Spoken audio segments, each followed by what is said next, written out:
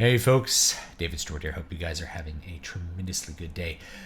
We're going to talk a little bit more about Storycraft, and today we're going to focus on a type of setting, that is the desert. And stories which are set in the desert have a certain feel to them, and there are certain themes that tend to be associated with stories set in the desert, as well as tend to emerge from the setting itself.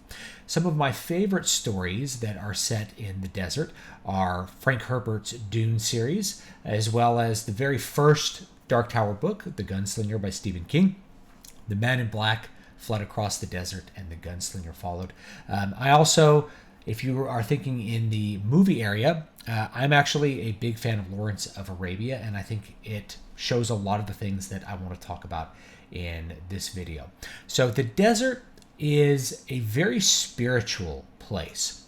And there's a lot of reasons that we associate the desert with spirituality. I think a really good one is or are the desert fathers. So a large number of early Christian saints lived out in the desert, in the deserts of Egypt and places like that. Of course, one of the most famous is St. Anthony the Great and his student St. Athanasius, from whom we get a lot of the sayings of St. Anthony and a lot of the stories of his life. St. Anthony wanted to go live as a hermit, went out into the desert, and what did he encounter in the desert but demons? So the desert is a place of not just spirituality, but spiritual trial.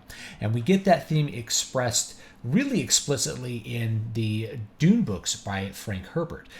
You go out into, you have a whole planet that's a desert. It's not just the desert of a planet or a location, a geographic region, but it's like the desert for the whole universe. It's the desert for the whole galaxy that revolves around Dune.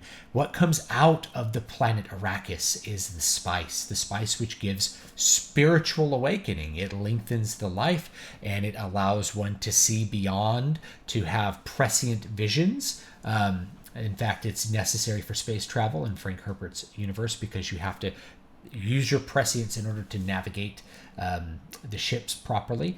It's a really interesting setup. So there's also people that live in the desert, and those are spiritual warriors. There's a lot of influence from Islam. I mentioned early Christian saints, but there's also the entire religion of Islam tends to be associated with the desert, because you had Muhammad almost come out of nowhere, and this entire religion that took over the entire region.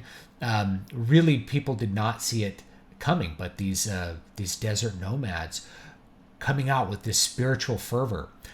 It's hard to not be inspired by those sorts of things. And of course, when we go out to the desert, that's where we're going to get that spiritual purification, just like St. Anthony, bearing the temptations of the demons and bearing the mocking of the demons and the torture of the demons in order to grow closer to God and rely on him and to understand their nature better. It's a place of spiritual warfare.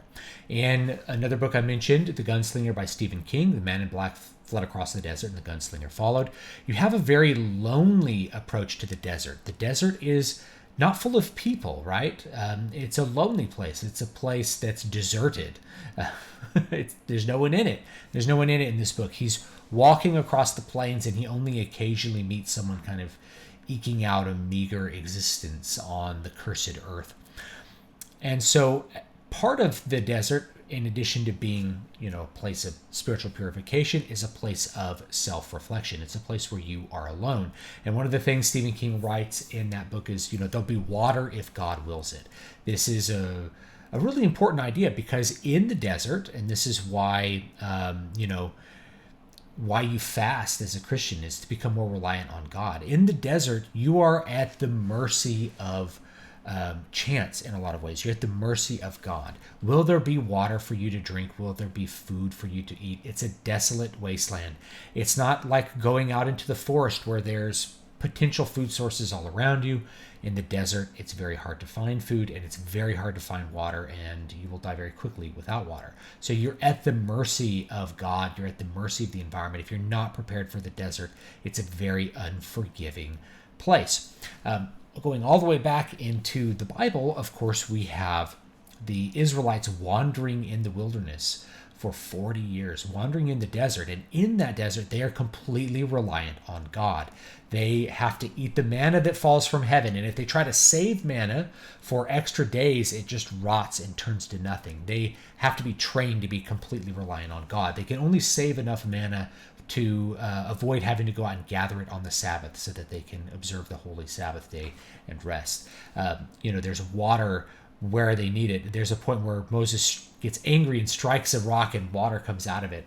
And this was actually something he wasn't supposed to do because he was giving the Israelites exactly what they wanted. This is really my interpretation, but they didn't learn to be totally reliant on God. And Moses kind of undercut that lesson. And as part of his, consequence of his disobedience, he wasn't allowed to see the promised land. So being completely reliant on God, that's an important part of the desert. And that's also why it is such a spiritual place. There's also a very important element, and I'll talk about this again when I talk about the forest, which has a completely different feel from the desert. But especially in ancient times, the rural places, the places that were in the wilderness, were the places that were scary. They were the places that were dangerous. They were the places where you could be, attacked by monsters or wolves. Wild animals could attack you and kill you. And of course, St. Anthony goes out into the desert. And what's out in the desert? Demons. So it's the cities that are the safe place. And it's the rural environment that's very scary and is frightening and is very dangerous. It's kind of an inversion from how modern people think. Modern people tend to think of the city as being very dangerous and the country as being this sort of safe refuge from the horrors of the city. I think ancient people really thought of it in opposite terms. They looked at the desert or any kind of wilderness, not just the desert, as something that is very dangerous and even spiritually dangerous. Whereas the city with its walls, you're protected from bandits. You don't know what's out there in the wilderness. So the desert, I think, has that certain feel to it. And I've used the desert in my book. So I used it in Prophet of the Godseed, which is a science fiction novel. It begins in the desert. And of course, you have a character who's trying to become a prophet.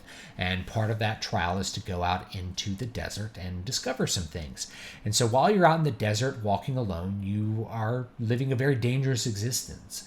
You could die, and he's also on a planet that's tidally locked with the sun. That's where the desert comes from.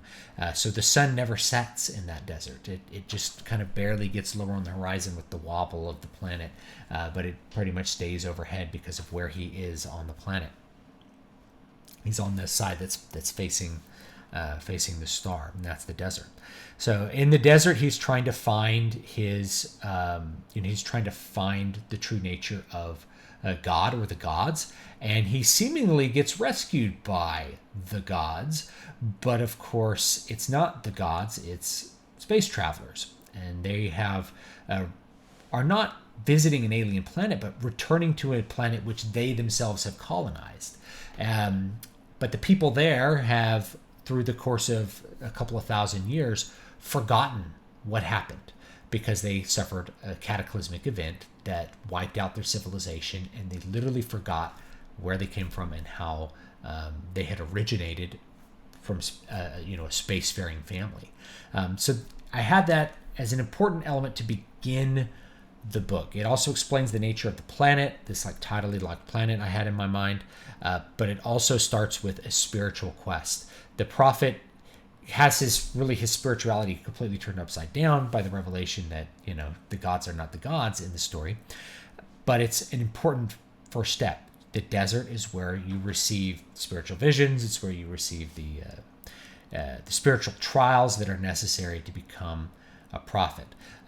Indeed, even Moses, before he went back to Egypt, which there's a lot of desert in Egypt, he went out into the wilderness of Sinai before he did that. So being out in the desert is associated a lot with prophecy. Prophet Muhammad, of course, from a desert region as well. So that association with Islam is also going to be very strong.